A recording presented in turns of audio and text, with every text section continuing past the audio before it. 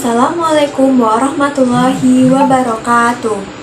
Halo teman-teman semua, perkenalkan nama saya Indah Rahmawati Anjani dengan NIM 246151086 dari kelas TBI 3C, Prodi Tadris Bahasa Indonesia semester 3. Pada kesempatan kali ini saya akan membuat video untuk mata kuliah Pembinaan dan Pengembangan Bahasa dengan judul video Pembinaan dan Pengembangan Bahasa Indonesia di Ruang Publik, Analisis Kesalahan dalam Berbahasa. Selamat menyaksikan. Baik, analisis pertama saya adalah penggunaan jamur Christie. Penggunaan kata Christie sebagai bahasa Inggris asing dalam istilah jamur crispy menimbulkan ketidaktepatan dalam berbahasa Indonesia. Padahal ada padanan baku dalam bahasa Indonesia yaitu kriuk atau renyah. Ini termasuk campuran bahasa dan ketidaktepatan diksi karena memilih kata pinjaman padahal KBBI sudah menyediakan istilah yang sepadan. Dari sisi linguistik, ini muncul karena pengaruh dominasi bahasa Inggris di media sosial dan iklan, di mana crispy terdengar lebih menarik secara fonetik dan lebih menggambarkan tekstur garing. Penggunaan yang tepat seharusnya adalah jamur kriuk atau jamur renyah.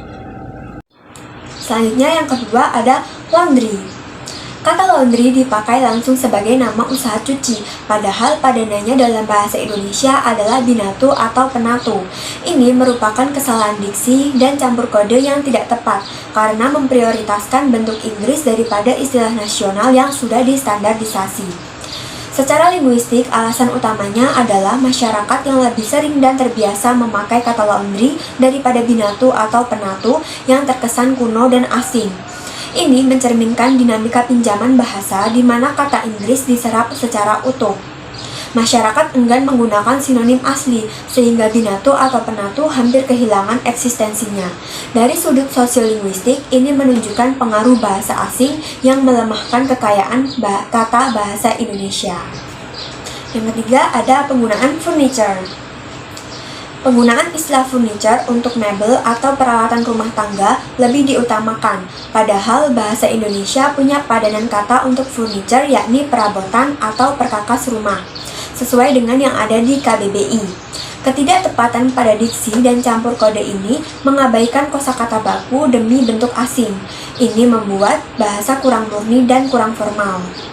Linguistiknya berakar pada globalisasi perdagangan furniture impor, di mana furniture menjadi standar di katalog dan toko online. Kata furniture dalam kehidupan sehari-hari lebih sering digunakan dan akibatnya kata perabotan yang merupakan padanan kata furniture dalam bahasa Indonesia menjadi dikesampingkan karena kehilangan penuturnya. Banyak masyarakat yang menganggap penggunaan kata bahasa Inggris furniture ini lebih netral dan komersial. Selanjutnya yang keempat ada penggunaan fotokopi. Penulisan fotokopi yang mencampur foto bahasa Indonesia dengan kopi bahasa Inggris ini kurang tepat dan tidak baku. Bentuk bakunya adalah fotokopi FOTOKOPI sesuai KBBI.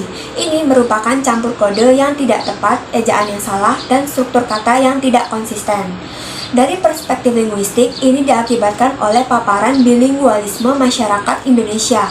Penggunaan ini bertahan di bahasa lisan sehari-hari, tapi formalnya salah karena melanggar kaidah EYD yang menuntut konsistensi serapan sebagai satu kata, yaitu fotokopi. Selanjutnya yang kelima ada di sini. Penulisan di sini tanpa spasi sering muncul di tulisan sehari-hari, seperti papan nama atau pesan singkat. Bentuk baku dalam bahasa Indonesia adalah di sini dengan spasi yang memisahkan kata depan di dengan kata keterangan tempat sini. Ini kesalahan ejaan dan struktur kata karena menggabungkan dua unsur terpisah menjadi satu kata tanpa spasi.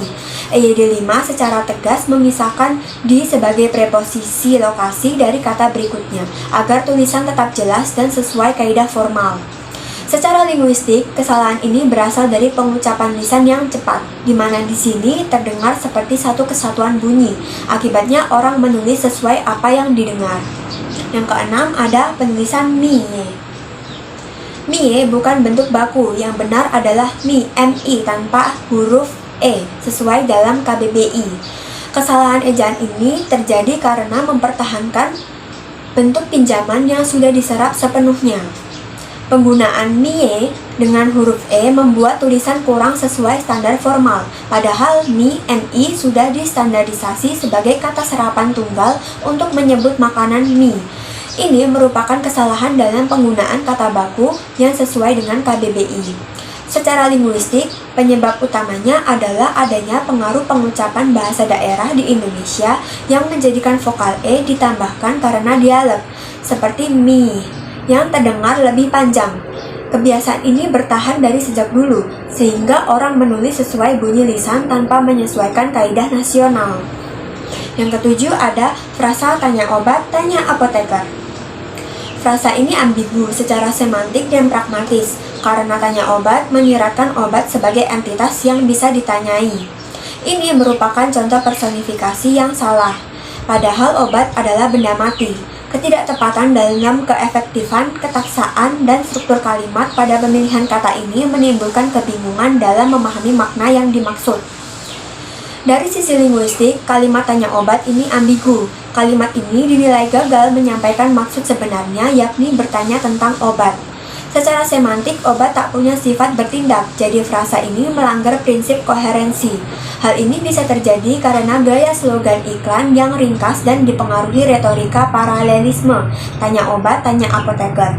Tapi di konteks penggunaan bahasa Indonesia yang baik dan benar, hal tersebut menjadi ambigu karena menimbulkan ketidakjelasan secara makna.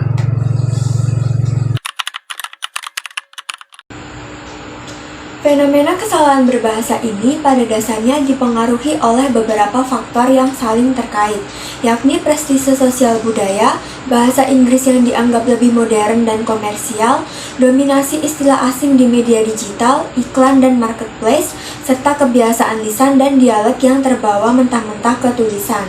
Di ruang publik, ketiadaan standar kebahasaan membuat kesalahan terus-menerus tampil di papan nama dan spanduk. Akibatnya, bentuk baku KBBI makin tersisih dan bahasa Indonesia kehilangan sebagian kekayaan kosakata serta wibawanya sebagai bahasa resmi. Penggunaan bahasa tidak tepat berdampak pada pemahaman masyarakat yang menjadi terganggu karena ambiguitas semantik dan kesalahan ejaan. Sementara pendidikan dan literasi bahasa melemah karena generasi muda meniru model salah dari ruang publik daripada kaidah di KBBI. Sehingga identitas bahasa Indonesia sebagai bahasa nasional terdegradasi secara bertahap.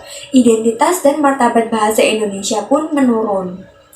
Untuk mengatasi penggunaan bahasa Indonesia yang tidak tepat di ruang publik, solusi inovatif yang dapat ditempuh yakni dengan menetapkan standar penulisan papan informasi berbasis KBBI dengan template digital siap pakai, SOP kebahasaan instansi yang wajib untuk spanduk dan dokumen resmi, kampanye literasi bahasa via media sosial dan sekolah, serta pemanfaatan teknologi pemeriksa bahasa AI untuk koreksi otomatis ejaan sebelum dicetak. Kesimpulan dari video ini adalah temuan menunjukkan bahwa penggunaan bahasa yang tidak tepat masih sering dijumpai di ruang publik. Maka dari itu, marilah kita bersama-sama berkomitmen menggunakan bahasa Indonesia yang baku sesuai KBBI untuk memperkuat identitas nasional. Dengan solusi inovatif yang telah disebutkan, harapannya pembinaan dan pengembangan bahasa Indonesia di masa depan akan menciptakan ruang publik yang lebih murni, profesional, dan membanggakan sebagai wajah bangsa yang berdaulat budaya. Sekian, wassalamualaikum warahmatullahi wabarakatuh. Sampai jumpa.